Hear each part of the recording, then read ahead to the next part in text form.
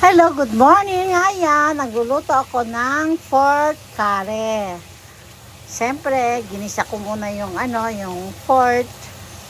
Sinunod ko yung luya, sibuyas.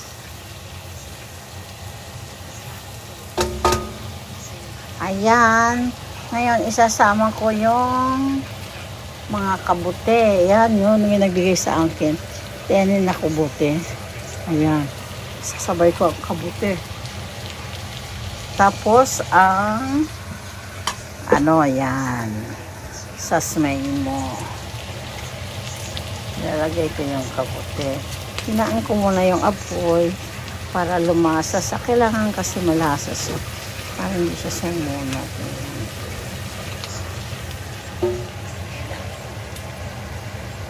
Ayan po. Masarap yan. Gumamit ako ng ganito. Ayan.